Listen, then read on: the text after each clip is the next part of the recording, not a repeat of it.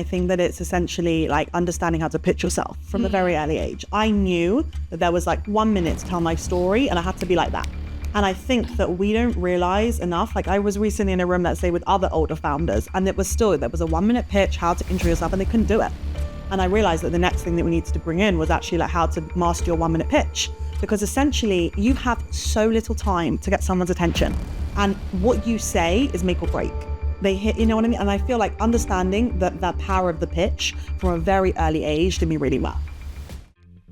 No Bullshit Talks is a podcast for entrepreneurs by entrepreneurs. There's too much bullshit out there, especially when it comes to business.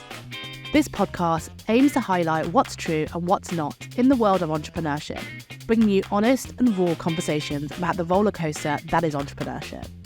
Each week, my guest will be a high-performing entrepreneur sharing the ups and downs of their journey and helping you prepare for the road ahead, while providing you with actionable insights and absolute gems of knowledge. Stay tuned as I introduce this week's guest.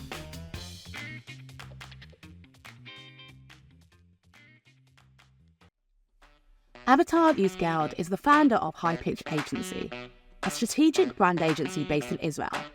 Avital is an expert in brand strategy, storytelling, and pitching. She started her career in Washington, D.C., working next to the most powerful people in office, before moving to London and working at the Israeli embassy helping startups. I present to you this week's guest, Avital Eusgeld.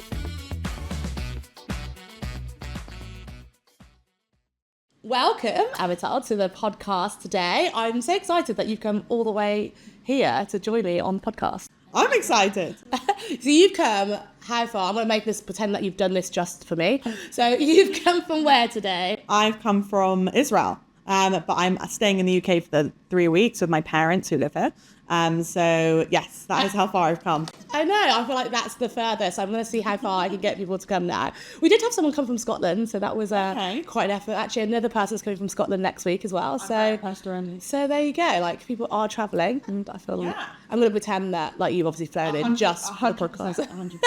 Yeah. But so we've only just kind of like got acquainted. I feel like I've known you for a long time. We just chatted. It's great. It's great. But I would love for you to explain who you are, what you do to all my viewers who may not know who you are. Okay, fine. So I'm Avital. I'm originally from London. My accent is still quite strong. And I'm one of 3 girls, and my mum is one of 3 girls, and all of her sisters only had girls. So to say that there was like a lot of female energy growing up would sort of be an understatement. And she was also one of the first female stockbrokers on the London Stock Exchange. And it kind of, I don't know, you never really want to be like your parents. So growing up, I would always say, I just want to be a stay-at-home mum. Not even just, because now I realise that is, beyond a full-time career. But I was really kind of passionate about that. And around the age of 17, I got more into politics. I was studying politics for GCSE and A-level. And I was like, okay, fine, I'm going to, I really like this and I'm going to see what happens. So I decided to study that at university. And I realized I was like, actually not, I wouldn't say even more ambitious, but just like it was clear to me that I really did want to work. And that was really like a shift in my mind of where things really changed. And so from there, I took a gap year and I went to study in Israel for the year. And then I went back to university. And in that first summer, I went to Washington to work for a non-for-profit, which bridges the gap between Democrats and Republicans. And it was this startup kind of world in the sense there was like 15 members of staff. And then there was 100 interns. And it was really insane, the energy. And Americans have a longer summer than the Brits. So we arrived to this program like a month late. And so all the Americans have kind of like, got their place in the office, know where they're going. And there was just me and one other Brit on the from this bigger program that we'd come from the UK to intern. So we're all interning at this company. And essentially it was like, well, how am I going to stand out? And so they said that they were doing an event for all the biggest donors, and whoever signs up the most people to come to like the other part of the event, which was for citizens. They wanted loads of citizens to come out for their new announcement, and then they were doing a donor evening before. So they would say whoever gets to sign up the most citizens for this event gets to have a one-on-one with the CEO, who was actually Clinton's 2008 fundraiser. Wow. And she was fantastic. So I was like, I'm going to get this. I'm going to have this one-on-one with this woman. Anyway, so I basically signed up the group that I'd come from the UK with, which was like 40 people. And I won the competition. Like, I just was like, you've all got to show up like in your lunch break. So they all came. And And I realized essentially that she was super busy. And I said to her, listen, don't worry about this lunch, but actually I know you're having the donor event and I'd love to attend. And not even the staff was able to like it was very intimate. There was only 3 staff members going, let alone all the interns. And she was like, listen, a little bit of chutzpah, but yeah, you can come. So I thought it would be like Devil Wears Prada in that scene where she's come in and they're at like fashion show in Paris and she's like telling the CEO, like, don't ask anything about this person, the son's in rehab, don't ask about the wife, she just got divorced, all this kind of thing. And I was like memorizing all these random facts about the guest list. And I walk into the event and she just said to me, Avital, like, network, like you've never networked before.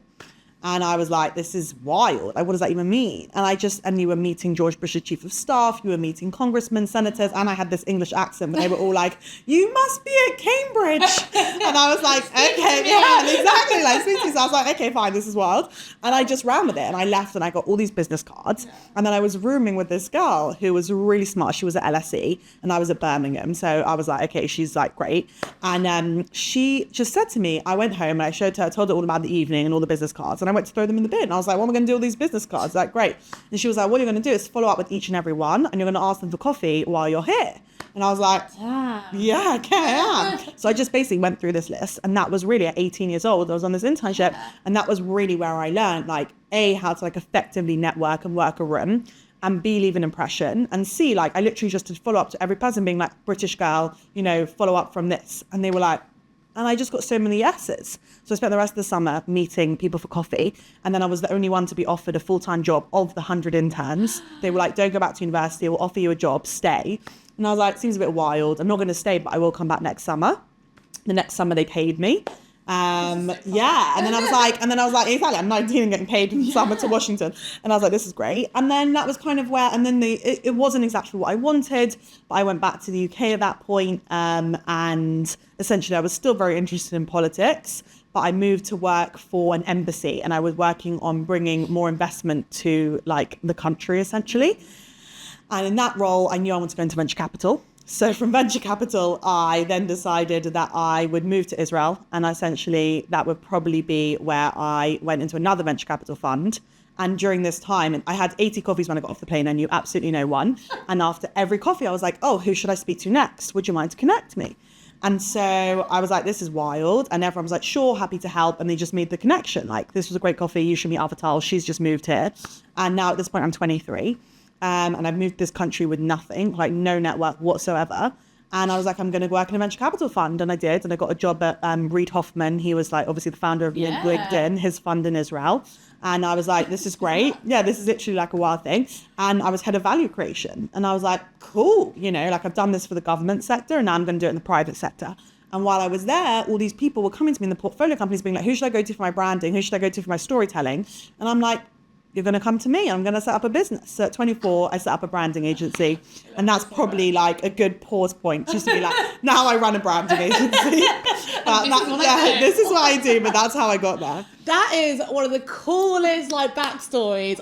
Because you're like a little kid. Like, so, let's face it, we all think we're really like knowledgeable at 17, 18, but we're not. And, you know, you're just this kid and you've gone over to America. And you've gone over to like the White House and like, you know, essentially that's what I mean, right? The bowling alley, in there, everything. Like you're in the most like powerful part, like it, like, you know, it's just it's insane. Instead of being intimidated, you're like, right, I'm going to work the room, I'm going to get to know, and your person who you're rooming with, what advice? Like, I would never have been able to do that at the age of like 18, 19. Right. That would have been terrifying. Yeah. And she's like, no, you're going to follow up and you're going to do this. And you met some of the most powerful people in the world at that age, and that just is the power of networking, and it smashes like gender barriers, age barriers. You did this as a teenage girl in a foreign country, sure, like you different same language, but it's nuts. Yeah. But it shows you that these people still gave you the time of the day because they saw something in you. Yeah. So I just feel like that's a huge message to anyone out there who's really young right now, thinking I'm not going to be able to get a look in because I'm just this 21-year-old girl. Because there's a lot of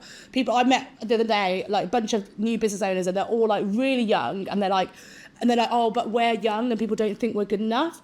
that is the proof that you can still get a look in. These are people who are in the White House, like you said, Chief of Staff to George Bush. I mean, like, these people see, like, you know, they don't have the time to just casually be going to coffee for some random British girl. Like, so they obviously see something and they believe in the power of networking. And if you don't put yourself out there, and obviously it's painful doing that because you get rejected, but if you don't put yourself out there, you're never going to make it. And like you said, your journey after that has just been unbelievable. Like Reid Hoffman, like, you know, this is just crazy, like where you've landed yourself. But if you didn't do that when you were a teenager, you would never be where you are now. And so I just think that's crazy. I think you're right, and I think that it's essentially like understanding how to pitch yourself from a very early age. I knew that there was like 1 minute to tell my story, and I had to be like that. And I think that we don't realize enough. Like I was recently in a room, let's say, with other older founders, and there was a 1 minute pitch, how to intro yourself, and they couldn't do it. And I realized that the next thing that we needed to bring in was actually like how to master your 1 minute pitch, because essentially you have so little time to get someone's attention, and what you say is make or break. They hit, you know what I mean? And I feel like understanding the power of the pitch from a very early age did me really well. So what was your 1 minute pitch when you were just a teenager? I don't remember. That's the thing. Like, I think I just said, listen, I was chosen as one person to intern. I'm here from the UK. I'm studying politics and international relations. You know, I spent my year in Israel prior to, I took a gap year. I found it really useful. Especially it was like an interesting story because at that time they were raising the university fees. So if I didn't take that year out, I would have paid like 3,000. And if I did, it was nothing. It was a really hard decision, and I still took it. And it was absolutely the making of me. And it was a really like difficult thing to say. And I kind of just told those like small facts about myself. But that positions yourself as, so like even those small things, I was one of few who got chosen. That means you're actually good at what you do. You're obviously got intelligence. You put yourself there. You're traveling to another country. It means you're brave enough and you have that skill to be able to do that. You also took a year out and went to Israel again. It shows, and I think even just showing all that, like showing what you're studying, it highlights all these skills of resilience and curiosity that are really admirable, like traits in someone you want to employ, you want to speak to. So even just dropping those little things, I think are really good. So people just don't realize it. I think that that's the power. You know, it's telling your story over and over again. Yeah. And also meeting new people. And essentially the more times you do it, the better you get, like anything. And I would say though, like just as a disclaimer, that there was a lot of failure in the sense of like I retook my A-levels 3 times. Like I really want, originally I was predicted A's and I worked really hard. It just didn't happen. And it was really challenging. And no, my parents didn't mind. It was me. And I was like, I can do better. And I retook them until I got the results that I wanted. And it was like I went through a lot. I also, like as a child, I was a really heavy kid.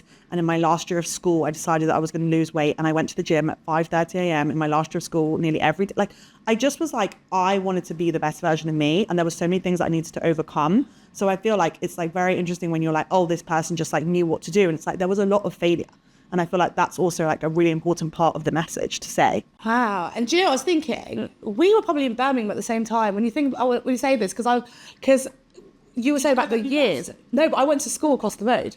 So I used to pop over to the campus at like when I was in sixth form and pretend I was a student. So I would have been there. So because you were saying about the fees, I went the last year before the fees went up. So when I went to university, so we'd have been like around the same time. So I know the University of Birmingham campus really well. It was a great place to be. Yeah. It was also, I would say like that was also a very like, it was a big moment, I would say, university as well, because I was actually president of the Jewish Society and that was the biggest in the country. Yeah. And there was also like, I had to lead a committee of 20 people and you had to put on Friday night dinners for 400 people nearly every week.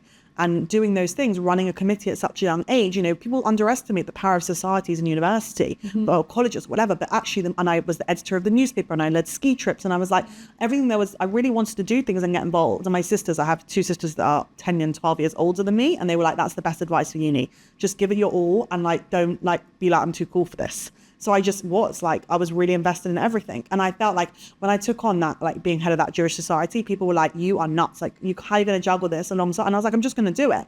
And it was a real commitment. You had to put on events the whole time. You had to do charity things. You had to be involved in debate. Like it was crazy. And I was 18, 19 at this point. But what you didn't realise is you are building the skills to build a business, and that's exactly what you need. Manage a team. Yeah. Also, like funny things, like you have to have a weekly meeting, and I made sure there was a hot meal because what do students want more and more than think? A hot meal during the week. So I would cook for them and make sure, not even buy in, and I would cook and I would make sure there was a hot meal for when we did the meeting. And I would call them and be like, listen, is everything okay? Is there anything I could do better? Like, I was obsessed with feedback, and that was pivotal. Like, honestly, like, I felt like that. People interview me now and they're like, what was like such a, building experience? And I always talk about being president of that society, because it was the making of me. That is such great advice, though, to anyone who's currently at university, because I feel like there's a lot of talk now about higher education and what the purpose of it is and whether you need it, because like, loads of these jobs, you don't need to be at university. And whilst I agree with that in lots of ways, like, I think there's lots of people who don't go to university and still are very, very employable and have loads of great skills. But some of the things that you learn are just, it's not inside the course, it's everything else that builds you up for who you are. It's like, for me, when I first went to university, it's the first time you're really truly fending for yourself. And it's like, oh, I don't have my mum to do my washing or like put food on my table every day. I have to decide what to eat, and even that, like, extra decision. Yeah. And it's like organising your life in a way, because you've got lectures, and actually it's not like you just get dropped off at school 100%. And like you just get a set timetable. You can skip lectures if you want. And I happily did that lots of times, but obviously you have to then balance it out. It's like, if you skip so many lectures because you want to just sleep or you want to do whatever, then you're not necessarily going to do that well in your exams. It's the first time you're kind of brought in with all this responsibility, and it does really echo entrepreneurship, because it's like, right now I could just actually decide that I want to go on holiday, or I want to spend the day at the beach and not do this work. But if I don't do that, I may not be earning as much money. And it's the same things. It's like, you have to understand that balance. And I think that actually university, in that sense, really, really prepares you for entrepreneurship. I definitely agree. But what I think is, even first of all, I would never have got on the internship that we spoke about as well. Like, that needed to be at university. And it was actually mainly a program for Oxford and Cambridge kids. And the only reason I got on is because I was president of this society. Oh, wow. And they were like, that's really impressive. So that was like also really interesting. And I would also say, though, that once I finished, no one ever asked me about my degree. During that those years at university, I led a digital campaign for a Labour candidate in Finchley and Golders Green, and like essentially my last year of university alongside. And that was what people spoke about to me in interviews. No one ever said, where did you go to university and what did you study? And that was also interesting. So it's like kind of like understanding that you can make the most of this, but actually no one's going to ask you about it. Unless you went, in my opinion, to like a really elite, university or college, no one's talking about it. Yeah. So the other question is, if you're not going to that, how are you going to stand out? Yeah. And actually, you could be going to an Ivy League school, or Oxford and Cambridge is equivalent in the UK, right? And, it's nice to name drop it. And they always go, oh, Harvard grad or whatever, like, and it sounds impressive. But again, like, that's forgotten about. And I was thinking, like you said about your A-levels, and you failed your A-levels. That must have been the worst thing at the time. But no one's ever asking you, what did you get at A-levels now? No one cares. And the same as, like, most people don't even know where I went to university, what I studied, and it doesn't matter. And then when you find out, like, oh, cool, but like, it's not relevant to who you are. But at the same time, so that's why I don't think it's a be all and end all. But at the same time, you can still take every opportunity that course provides you. And if it does help to say that to someone or connect with someone, you totally should do that. And I think like that's the thing. There's always opportunities in everything, but also at the same time, it doesn't necessarily mean it's the only thing that you need to do. So this has been nuts to find out all this, your journey, which I love. And we're going to come to the branding thing. But I also want to touch upon the fact that you did move to Israel, you still live there now, and I just feel like it's a really sensitive time at the moment, and I don't need to explain it. The world knows what's going on. And, but I would just, for someone who's building your personal brand, like you help others build brands, like you're very much putting yourself out there all the time, and you're like, you just said, I'm president of the Jewish Association, I'm from Israel, and you're putting yourself out there like that. Given everything that's been happening over the last year or so, what have you received? Like, I feel like, have you had negativity against you? How have people responded to that? What is it like in Israel at the moment trying to run a business? Like, I'm actually just intrigued, without going into all the political stuff and what's going on. We don't need to discuss that. That's discussed ad nauseum. I just want to know, like, how does that affect you and your business? So I would say that I am quite unique in the sense that I built up a strong network before I went to Israel. So even though I was 23, I'd done a lot of things before I got there. Mm-hmm. So I would say that by the time when I moved, a lot of my network was in the UK, and also in America, I had a lot of connections. So when I built my business, I knew that it would be very global. And even now I've worked with clients in 8 different countries, 12 different sectors. So where I was based, I never really felt like it was the be all and end all. I think on a cultural level, even though I'm now 31, so I've lived there since I was 23. And I still feel like when you speak to someone that's from the UK, like you just hit it off because you just came from like the same place and you have an understanding and your same norms and beer and like just silly things or cheers, just like things that you just realize are like actually like quintessential British, let's say. Yeah. And I feel that is still really important. So I don't really feel that where I'm based is the be all and end all because the clients are very international. So I would say that's like that answer in terms of running a business outside of Israel. For me, I could be doing it from anywhere. Right. I think that in terms of how it has been though, running a business and living there. So when everything broke out on October 7th, it was, I would say I didn't leave my house for 2 weeks. So I have 2 kids who are 1 and 3. And it was just the shock. No one, yes, you live in the Middle East. Yes, there are different, there's always kind of wars cropping up, but they're short.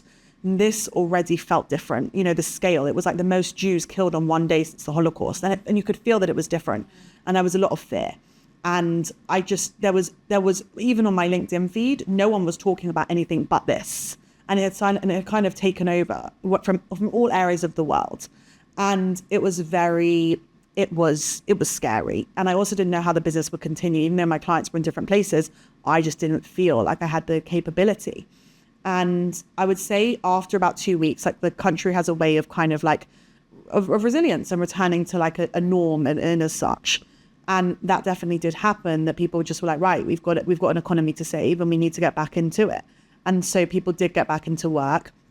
And I was actually very vocal at meetups and different things I would go to about people calling me. And I would say, listen, it's not going to help sitting on the side feeling depressed. Ultimately work is something where you can kind of feel good about yourself still. And I would advocate that and kind of remove the guilt because people were like, how can I work when this is going on? And it was like, well, we still have things to do. So I felt very like strongly about that message. And actually what happened in terms of like prior to October, I was writing on LinkedIn when there was a win or when like I had a new client or when I was speaking somewhere, but I wasn't writing about thought leadership. And I went to this meetup for people that were writing about Israel at the time and people with crazy following, and really impressive people. And I was just like, these people are doing it. Why aren't I? And that was when I actually began to write on LinkedIn on a consistent basis. It started through that. And yeah, it was like such an interesting. And then I was like, we don't need to be talking about this anymore. Like, as in I'm saying like people obviously are talking about the conflict, but does it need to be on LinkedIn? And actually I'm ready to talk about something different. I feel like we need to shift the energy as a country and make sure that it's okay to be talking about business still. So that's really what I was focused on at the time.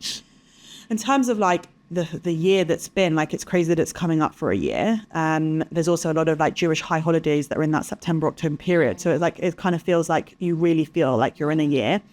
And at the same time, it still feels like we haven't moved on as a country. People come there and they're like, you feel the grief everywhere. And I feel like it's a very heavy atmosphere, and whatever's going on, that you really do feel it. And everyone is so attached to so many different levels of it. And it's a small country, so you really feel it everywhere. And I think that, every day there's been something to cry about, and that is heavy. But at the same time, it's like, okay, and now what?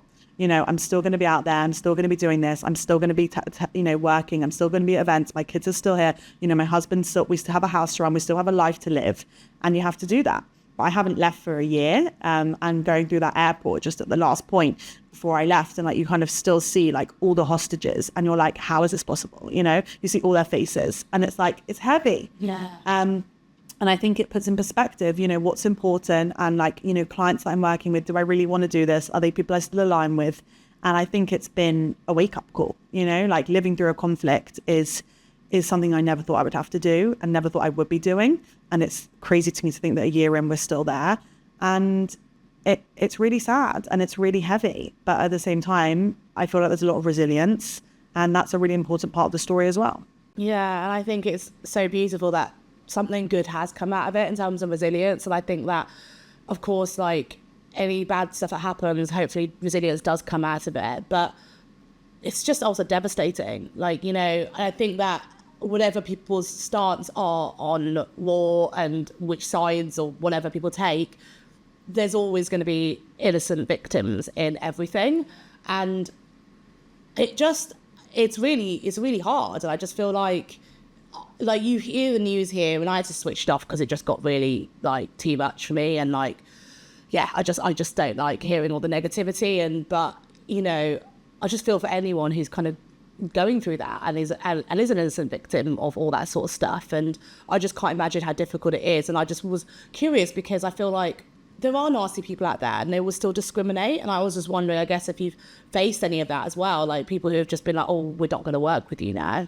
No, I haven't had anything on a personal level, but I also think that things like that are important in the sense that they show people's true colors. And if that's not my client, that's not my client. Yeah. You know what I mean? I don't need to persuade, like hiding away the where I'm from and who I am for people just to want to work with me. And they need to realize actually where I'm really holding on things and then say, oh, it's not aligning. Like, why not just be upfront about it? If you're not a fit, like in order to get to your yeses, you have to know your no's. Yeah. And I feel like people being able to say, okay, this isn't someone I'm going to work with. That's fine. There's enough people that do. It's just another kind of like circle of ability to understand this is my client. This isn't my client.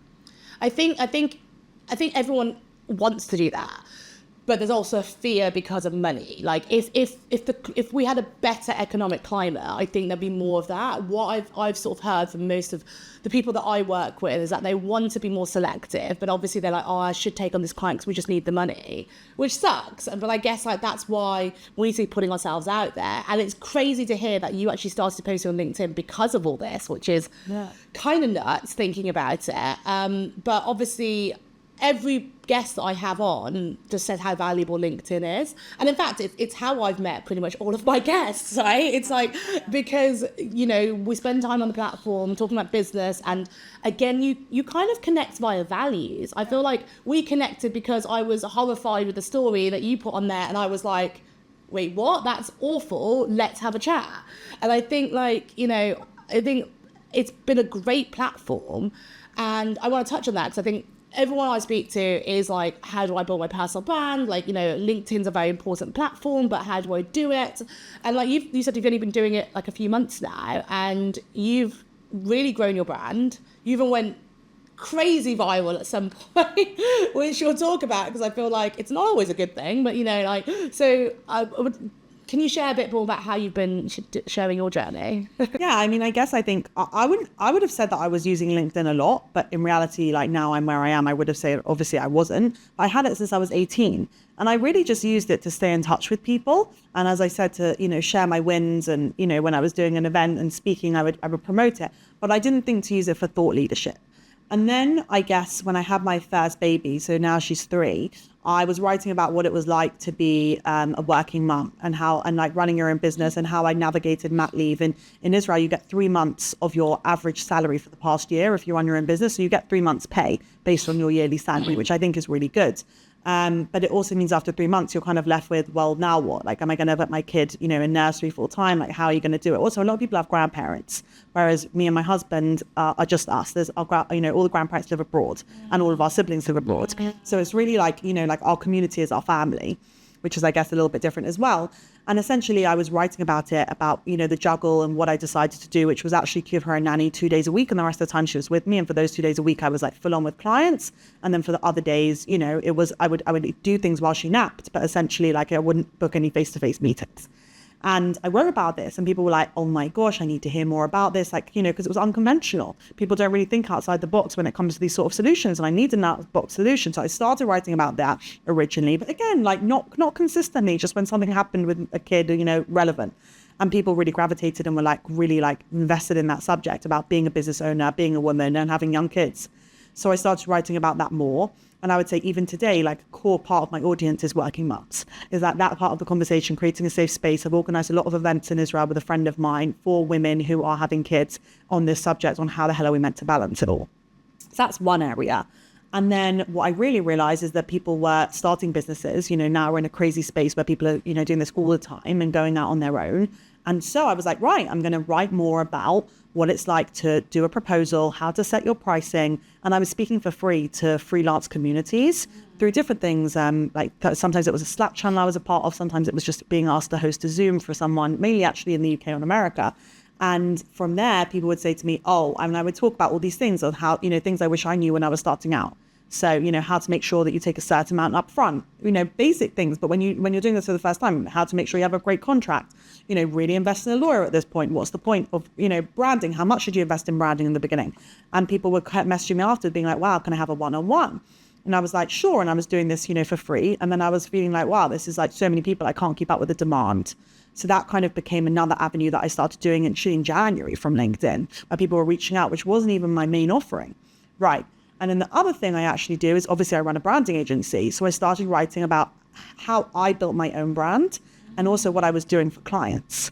And when we're talking about personal branding, well, the way that I think about it is kind of different, I would say, to now the way we're thinking about it. So most commonly, I feel like people today are saying personal brand is all about what you're doing on LinkedIn. Yeah, it's become synonymous with LinkedIn, but it's not. Exactly. And it's so much a bigger picture, but I think, yeah, it's bizarre. And I think, but it depends on the industry, because a lot of people only do Instagram or, and it becomes, exactly. It's not just that one avenue, but yeah, definitely, I feel like it's. So I'm thinking about it completely differently. So people now come to me about a year ago, people saying, listen, I was previously only building company brands, and people started saying, listen, I'm the CEO of my company. I've left the company. I've exited, and I want to be a thought leader in my own right. Nice. And I was like, okay. And they were like, branding agencies are not taking individuals on. And I was like, really? Like, that's odd. Yeah. I was like, who doesn't want to brand a person and not a company? Like, that's really where the magic happens. And they were like, well, branding agencies don't want to do it.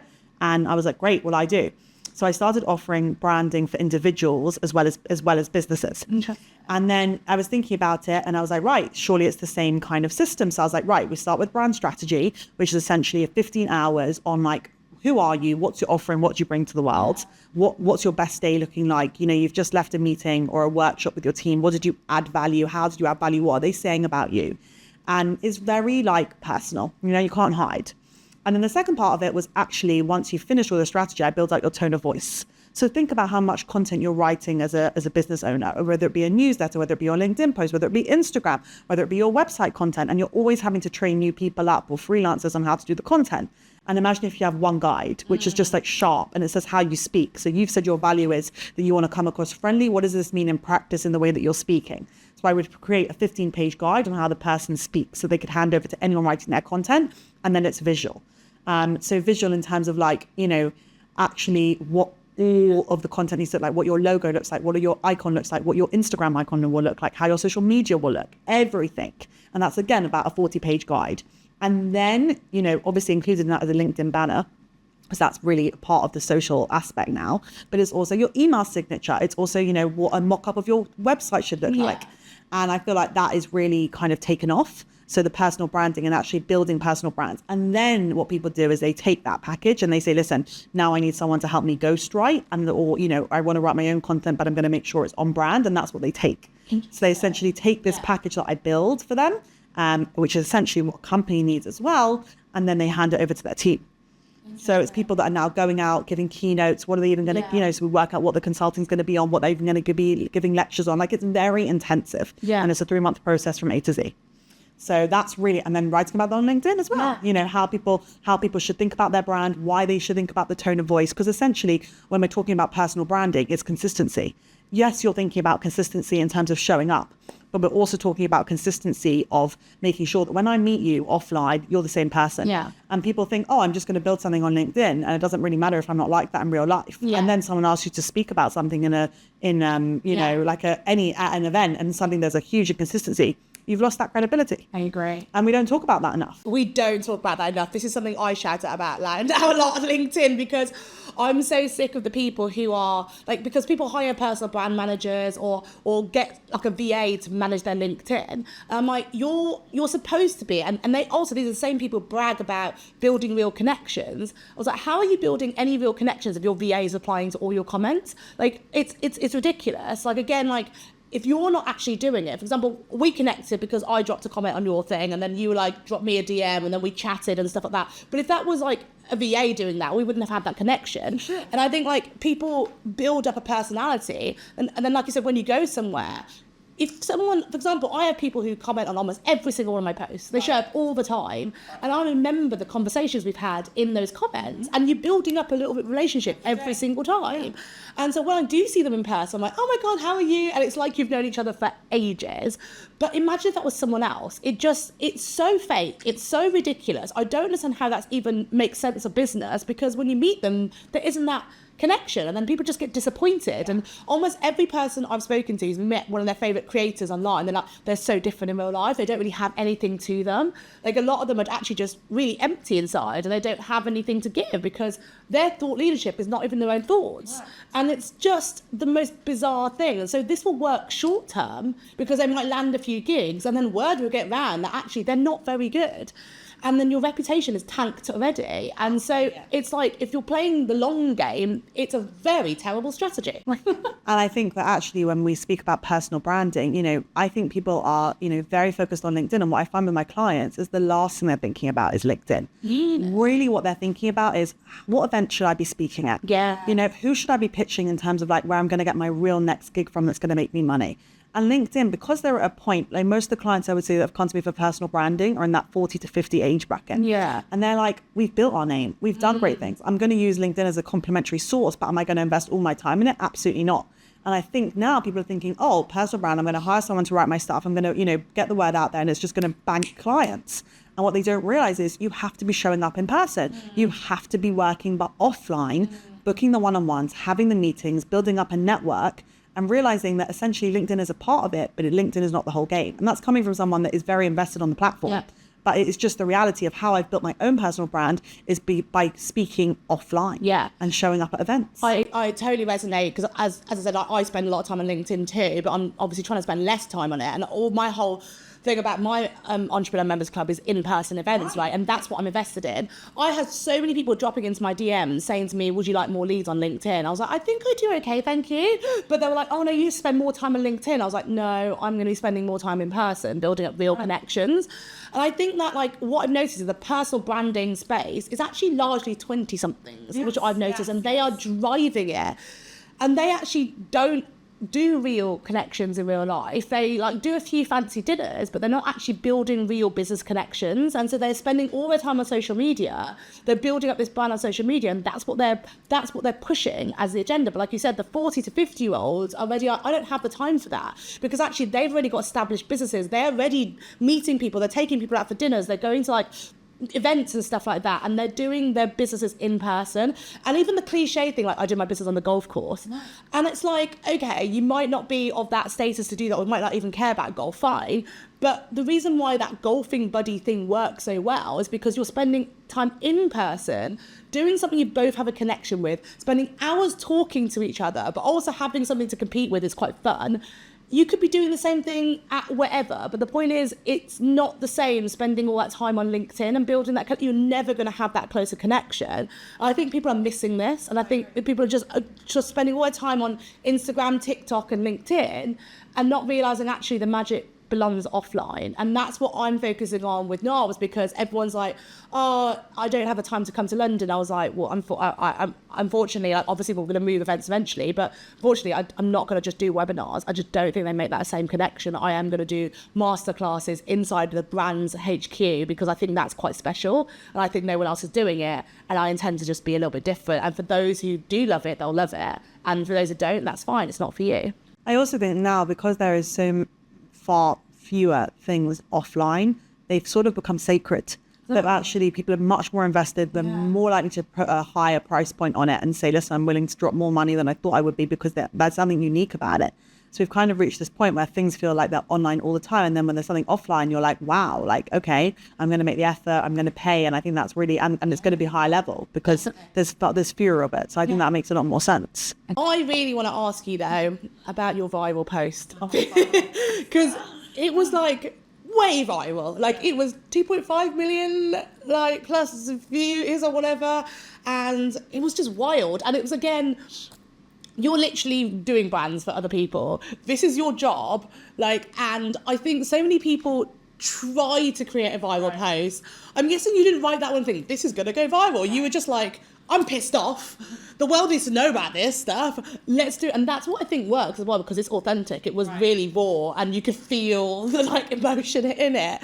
But I want to talk about this because so many people try to go viral. I personally think it's a bad thing to go viral a lot of the time. Like, you attract the wrong people. That one maybe was actually probably okay. But I'd love to hear your experience. First of all, I guess, tell us what happened, the background, why you felt the need to write a post about it, why you think it went viral. I think is also quite interesting. And then just, what's been happening since? Because it's a wild ride. So I would say that, like, in the past 9 months, I've focused on posting, let's say 4 times a week, 4 to 5 times a week. And I'm not someone really that plans ahead. I listen to a ton of content, and there was always things on my mind. I'm at events, I'm thinking about things, I'm meeting people. And I think that really spurs content. So people ask me that all the time. I think that's the first thing to say. Prior to this, I would say that, like, content was always doing well, following was growing, like, things were in a really, and also everything was on brand. So when you go to the LinkedIn profile, it was very clear what you're meant to do. You're meant to either book a one-on-one if you're a freelancer, or you're meant to inquire about branding if you're a company or individual looking for a personal brand or a business brand. So I think that we don't speak about actually like that, those core things that you have to do even before you start posting, which is like the profile optimization, right? Yeah. And prior to this, I would say as well, I had written one post about how I actually manage my week as a working mum of 2 young kids and what my non-negotiables are. And it got picked up by LinkedIn as a company, and they wrote on it, being like, this is great, really insightful. And that went, I don't know, 50,000 impressions. And I was like, great. It was relevant. It was on brand, more working parents to come my way. Great. Fine. So I would say back in, it must have been around April, I booked a consultation with a woman. And she sits at the intersection between branding and business, and personal branding especially. And I wanted some advice about a specific question. So she was quite expensive, and I was like, right, I've never really booked this sort of thing before, but I've read her book. I really think this is like very credible and, very big following, and reviews on all the other consultations are really positive that I looked into. And I was like, fine, it's a short question that I have. I'm going to pay $250 for 15 minutes. That's not quite expensive. Sorry. That's ludicrously expensive. That's $1,000 an hour. Right. And I'd also say that I'd emailed this person before and I never got a response, which had made me think, which was quite a long time before, which made me think like, okay, fair enough. If they want to answer the question, they're going to make me pay for it, which I thought was fine. Pretty senior, happy to do it. You're right. Paid the money. And initially I would say, like, I booked my childcare because my kids were with me. My husband wasn't home. He's a lawyer, so he's super busy as well. And I had the babysitter come. And about 5 minutes before, I got a notification that they cancelled. And I was like, okay, a little bit disappointing. And I could see there was like an option to reschedule. And I was like, no problem, I'm going to book. And I booked like rescheduled it for a few hours later. Okay, babysitter could still help out, no problem. And that was kind of the end of it. I got on the call a few hours later. I was lucky that there was still like a slot available for that day. Mm-hmm. And we just started the call. And I assumed, like, obviously this person's going to apologize. Like, sorry, I rescheduled the previous one 5 minutes before. Nothing. Hi, Avital. How can I help you today? So I was like, fine. And I kind of outlined the question that I had. And they really just went like on for 10 minutes talking about themselves. And I was like looking at the clock and I was like, is this for real? Like, how come, the consultation's practically done. Like, I haven't been able to kind of say anything except for my original question, which they're not really even answering. Anyway, a pop-up kind of appears on the platform. The platform is called Intro, where this person was on. And it says, do you want to pay another $150 for 15 minutes? And I write, no. Hell no. And obviously they're like, the person is identified, the person is told that this, I'm not going to carry on with the consultation for the next 15 minutes. And then they said, oh, I see you've got a few minutes left. Can I look at your website? And I was like, actually, I gave you my website before, in the questions, I was asked before I signed up. You asked my website, you asked who I was, you asked for a bio about me. I gave all of this material. Surely you've read it. So they hadn't. And they're like, okay. And they looked at the about me on my website page. They were like, well, I'm not seeing enough magic. Like, you could make yourself seem, a little bit more like, how do you really help people? What's your superpower? And I was like, do you know what? Decent thing to say, but this isn't my question. And B, like, that's very generic. Mm-hmm. Like, anyone could have told me that, like, maybe it needs to focus a little bit more on my superpower. That's not why I'm like, come to you. Anyway, and basically they quickly wrapped up the call because obviously that you have a clock ticking, which tells you that the consultation is like timing out. And they essentially they just said to me, thanks so much for your time. Please leave me a review. And that was the end of it. Wow, great, worth $250 for that. So I was left feeling really deflated. I was like, what just happened? Like, you know, like really someone I look up to in the industry, and there aren't that many people who I really rate, but this person really I thought was impressive. And I just couldn't really work out what happened, and I just sat with it.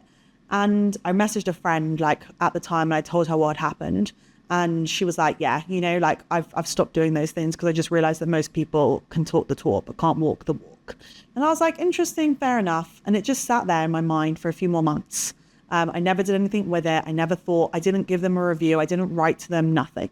I didn't think to write to the platform. Like really in my mind, it was sitting there. I was disappointed. That was really as far as it went. And then around the time, I think it was either June, maybe July, something made me write about it. And I was like, okay, and, you know, like I write on this platform enough. I know it needs a strong hook. So I started it with, you know, I paid $250 for a 15-minute consultation, which obviously gets people's attention.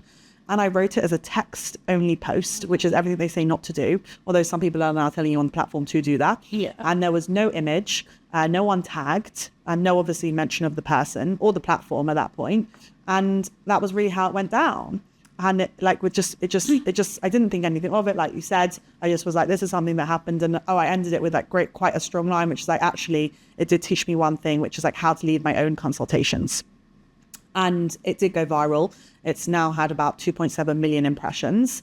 And I honestly would say like the adrenaline of the post was like having another child. No. It was like, it didn't stop. Like I felt like after I've had my babies, I'm like extremely wired. And like everyone's messaging you being like, there's a baby. And I'm like, yes, there's a baby. Like, and you're just like, my husband's always like asleep. And I'm like wide awake. So I felt like this, I couldn't sleep. Like it was actually crazy. Just comment after comment after comment after comment. And I was like, obviously, like, you know, I really think it's polite to respond to people. And then my inbox was flooding with DMs and like everything just had like really leveled up. And I was like, this is insane. And I would say that in terms of like why it got so much traction, I think that it appealed to quite a few audiences. Which is like on the one hand, it appealed to consultants who wanted to explain, we do things differently. So it was consultants kind of had an opportunity in the comment section to say, I would never do this. Here's how I do it differently. Here's why. So that was like a lot of the comments, consultants being like, here's how I do it. So jumping on to promote themselves. Exactly. Nice. Yeah, which is what LinkedIn is all about, technically. So I was like, fine. And then I think it resonated with people who had gone through that. We've all paid for something and thought someone, you know, whether it be meeting them in person, being disappointed, or actually gone as far as to pay them for something. And then, you know, mine in the grand scheme of things, when people were telling their stories, was quite a small amount. But in reality, there was people paying like thousands and thousands for courses, for this, for that, and for, you know, access to people, and are just not really kind of getting there. And I felt like that was like the two groups of people that really kind of resonated with the post, and that just like carried on, or people just being like disappointed for me. And I think the most surprising thing from the post was actually how many people reached out, like yourself, and were like, listen, I don't even know what your question is, but I really feel like if I can help, I would love to. And I was, you know, every single person, I had about 40 of those. And everyone, you know, when I wrote to them in the DM saying, you know, thanks so much for your follow-up, would love to book you know, like a time to speak. Everyone responded. Like they were genuine. They weren't just like writing on LinkedIn to like show that they actually were giving. They genuinely were. And I was really surprised and really impressed. And so I spent, like, I would say the aftermath of like the next 2 weeks having literally 5 meetings a day, because there's different time zones to make it work. And those were amazing, because either there were people that actually wanted a personal brand themselves, wanted to hear about more of the services, you know, so that was really interesting. Or they did offer me good advice, and that was really helpful. And I just felt like it really grew my network. I don't know, on a follower level, I got like 2,000 new followers. And I also got people inquiring about the one-on-one consultations. I got someone from Dubai, under 30, inquiring about a rebrand. Like it really brought a lot of value. And I found it very like meaningful. And actually, like, I felt like I had written something that was reflective of the business, but also how I do things and how I want to be seen, and past clients, and wrote about how I had worked on the one-on-ones to them and how I do things differently. And that was really nice to see, you know, using an opportunity to be like, you're nothing like this. You have nothing to worry about. And I felt really proud.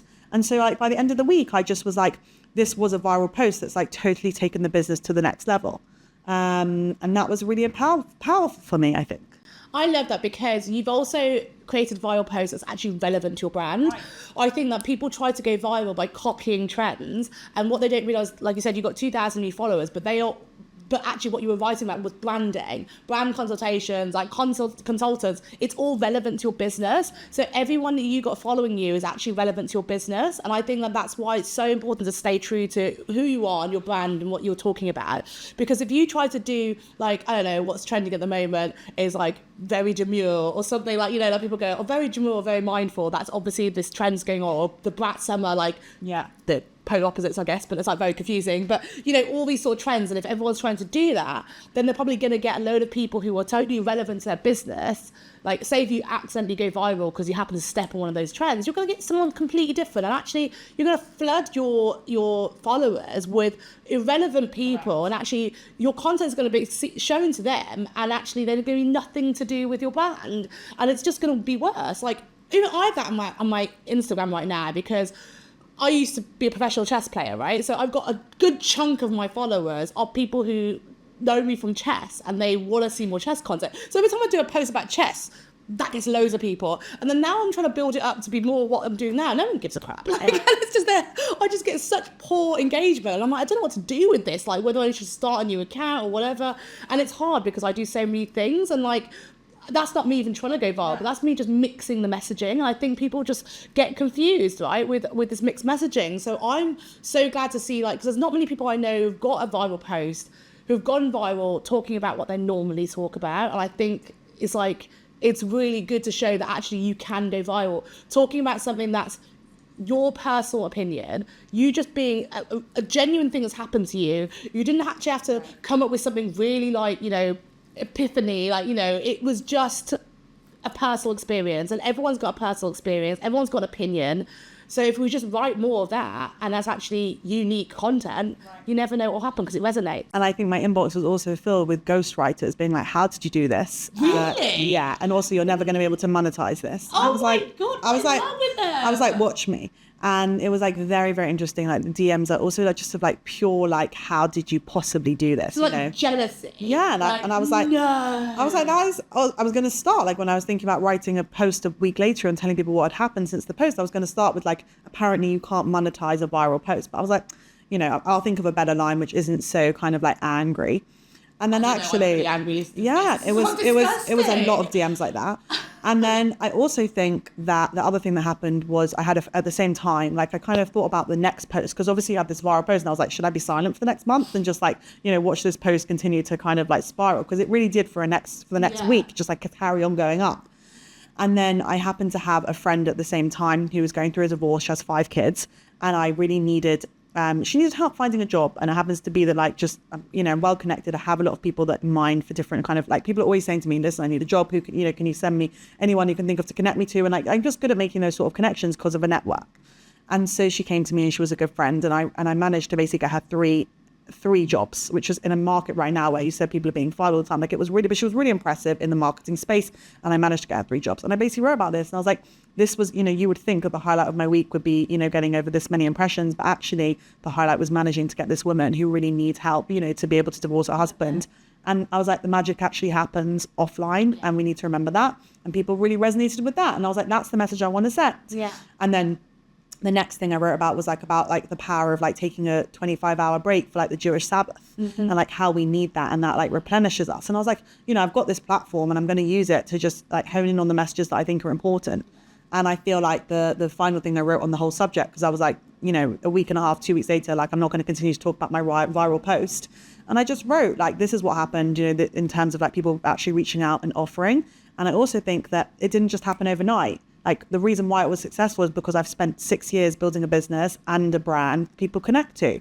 And like you just said about the followers, I would have assumed, you know, 2 months later after this post, people would have unfollowed. It's actually just carried on going up. And like you just said, like people connect to the content they followed for a reason, and it wasn't just irrelevant people. And I think that that's been very interesting for me to see, like these people actually are still invested in my content. It wasn't just like a one-hit wonder. But I don't think about ever when I'm writing content now, oh, how can I create that buzz again? It's, first of all, it was really exhausting. Like it was a really intense week as a one-person show, managing 1,000 comments, you know, nearly 400 DMs. It was, you know, 40 consultations. I don't have someone doing that for me. And it was just understanding that like, A, this isn't how I want to live my life, you know, constantly responding to every, you know, Tom, Dick and Harry. And B, actually, I understand why these creators need a team to manage it and why they kind of are using bots and all these things, because it's not possible to really manage it. So it's like an interesting kind of like question, like, what do you really do? And is that the aim? Do I really need 150,000 people following me in order to feel? You don't. It's just not necessary. Yeah, and actually I'd rather fewer followers but better quality. And I think that, you know, a lot of these bots use is actually to also manipulate the numbers to make them look more popular, but actually I'd rather just have like 1,000 followers and actually, you know, yeah, exactly, that'd be much better for me. I don't think we talk about that enough. Yeah, I don't think we talk about it enough. I think like there's a lot of stuff online at the moment which is unscrupulous, but I don't want to talk about that today. I want to talk about, I guess, your advice, because you run HiPitched, and, you know, like you just said earlier, what you do for clients, you do all that branding stuff, and it's so important.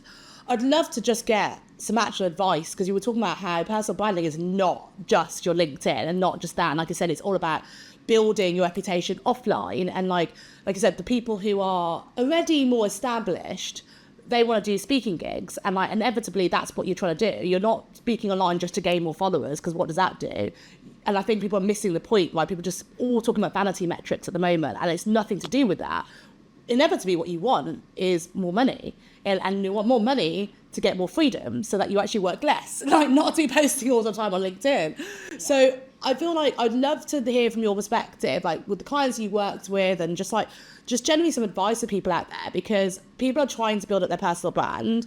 And I think people are clouding LinkedIn with posts about how to conquer the algorithm and how to get how many impressions or whatever. But at the end of the day, you want paid work and you want paid speaking gigs and you want that sort of stuff. What would be your advice to people out there who are trying to build their brand on LinkedIn, and what should they do to be able to get more traction?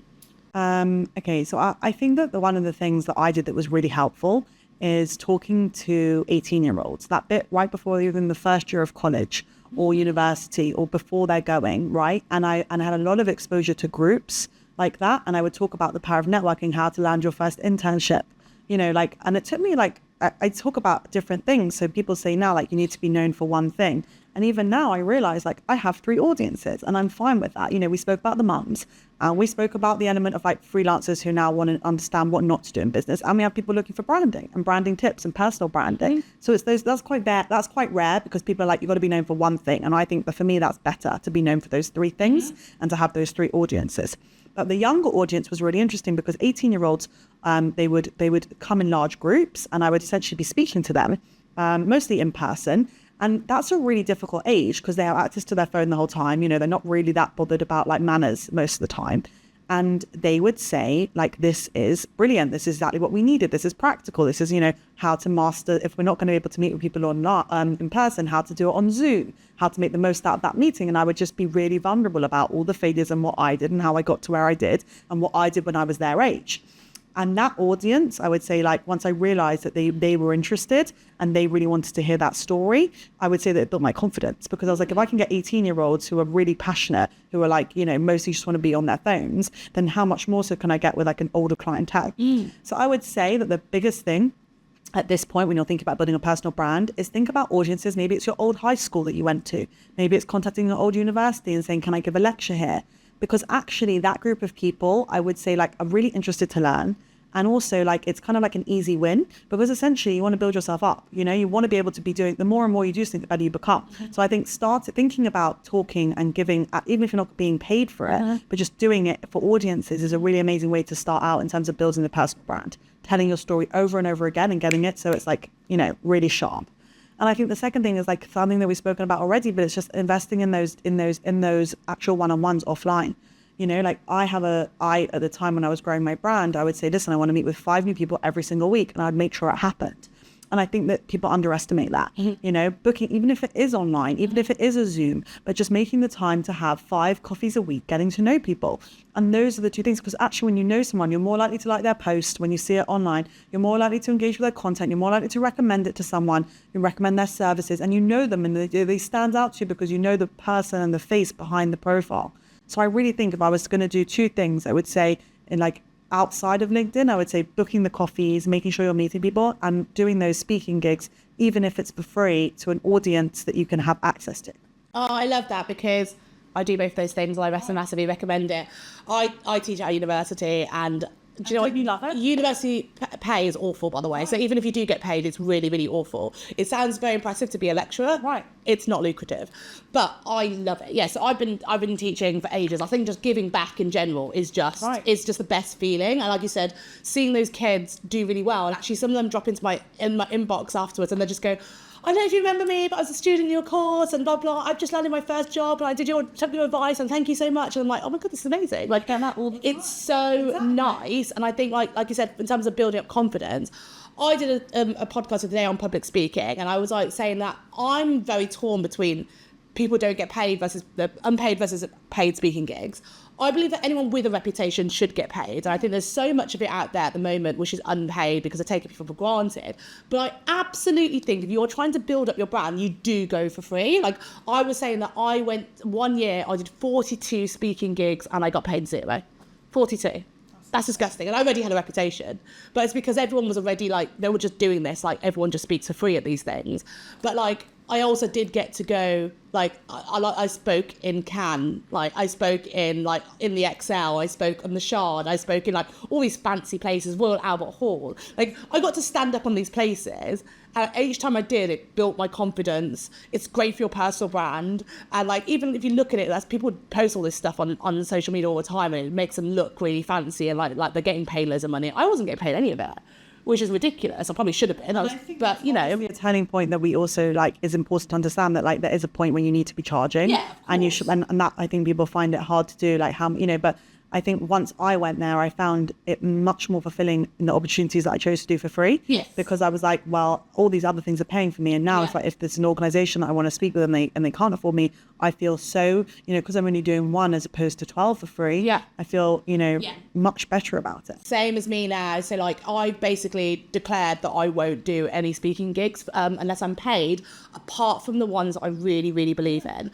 So I do ones where I'm giving back to usually youth, like whether they're starting their journey or whether they're kids or whatever, and like non-profits and like really good causes. Lots of people dropped into my DMs and asked me to do for free, and I still will. But like and I think it definitely helps not just your personal brand, but also just builds your confidence. So I feel like it's a really, really big thing to do for sure. So I agree with that. And I also think the interesting about when you're talking to a group, I would say that afterwards they all kind of flock and they're like, wow, Avital, that was so inspiring. We really connected with the story. And then they ask you for your details to follow up. Would I be able to go for coffee with you? And I always say yes. And what I find so interesting is that there's only ever 1 or 2 that actually do that follow up and actually go for the coffee. And I think that it's like kind of like this understanding that so many people can ask of you, but that's really where you see the magic happen, when you realize who actually goes for it and who goes the next step further. And I always make the time for that coffee. Obviously, I never charge for it. And I think that's also like such a highlight of being able to say, listen, I spoke to a group, someone reached out and was like, listen, I really connected to it. Normally it's a woman and I want to take this further. Can we go for coffee? And and that's really important to me. So I think it's like just that. I don't think it's bad to do things for free. I just think when you do too much of it, you get resentful. Yeah, and that's what happened to me. As I said, 42 in 1 year is too much. I mean, it's just very much. And like, that's why I slowed it down. But now, like, obviously I just do a handful, but it's amazing. And that coffee thing, like you said, right at the beginning of the episode, like, I just think following up is one of the key indicators of success, and so many people don't do it, and I think like it's so important. Like you can also book in 5 a week or 10 a week, whatever you want to do, but if you then don't follow up again, you're not really going to progress that relationship. So I think that is a major takeaway anyone needs to hear, is that yes, do your networking, but follow up on the good ones. Yeah. But yeah, thank you so much for coming in today. It's been amazing having you, and your insights have been amazing. Thank you for having me. I have loved the opportunity. And I will make sure I'll put all your contact details in the show notes. Where's the best place to get you? LinkedIn? LinkedIn. All right, I'll make sure I'll do that. And I'm sure that you'll be have loads of questions about this, and it's been a really interesting journey. So thank you. Looking forward to hearing from you. Yay!